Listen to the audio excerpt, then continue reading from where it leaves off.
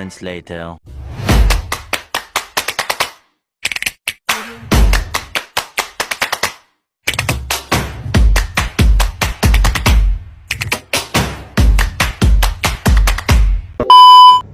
Assalamualaikum warahmatullahi wabarakatuh. Kami dari kelompok 12 akan membahas tentang studi kasus perilaku biaya di PT Indofood Sukses Makmur Tbk.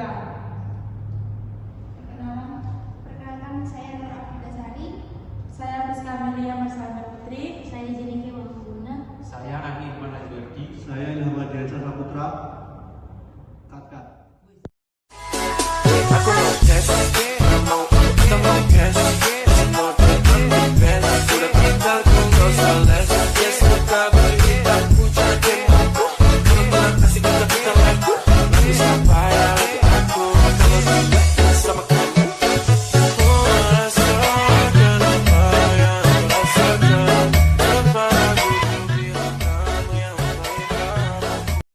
Profil singkat PT Indofood Sukses Makmur Tbk.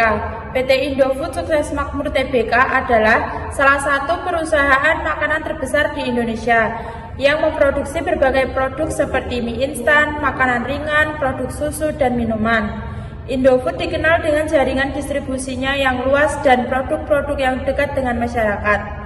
Pada tahun 2020, pada saat COVID-19 melanda, permintaan terhadap mie instan meningkat tajam karena banyak konsumen menimbun makanan praktis.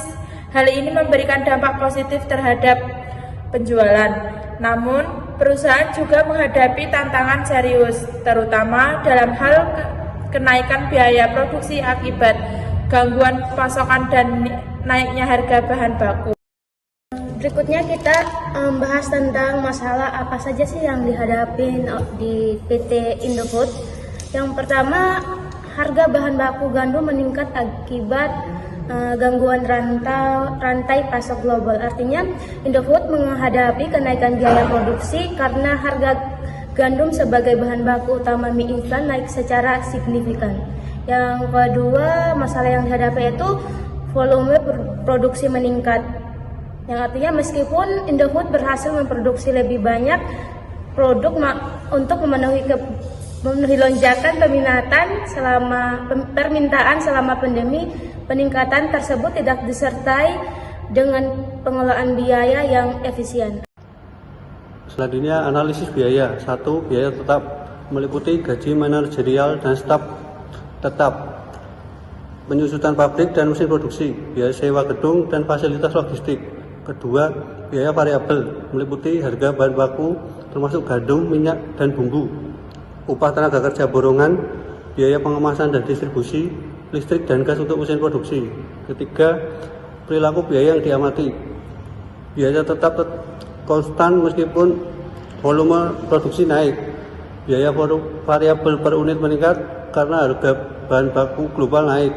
Biaya campuran meningkat tapi tidak selalu sebanding dengan volume produksi. Ini adalah solusi yang dapat diterapkan dalam studi kasus ini. Yang pertama ada efisiensi energi mengganti beberapa mesin produksi dengan teknologi yang lebih hemat listrik.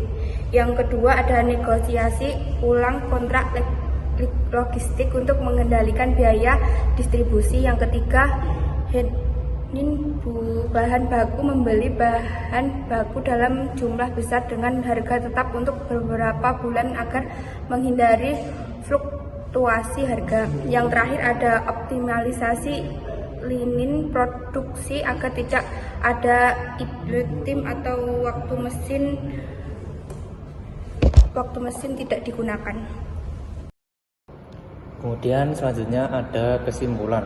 Pemahaman terhadap perilaku biaya tetap, variabel, dan campuran sangat penting bagi Indofood dalam menjaga kestabilan kinerja keuangan, terutama saat menghadapi gejolak ekonomi global. Dengan mengenali bagaimana masing-masing jenis biaya berperilaku terhadap perubahan volume produksi, perusahaan dapat merancang strategi pengendalian biaya yang lebih tepat sasaran dan efisien.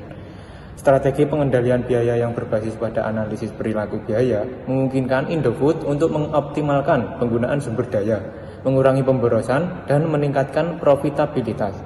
Pendekatan ini membantu perusahaan bertahan di tengah tekanan eksternal, serta tetap tumbuh dalam berkembang secara berkelanjutan, bahkan dalam kondisi ekonomi yang tidak stabil.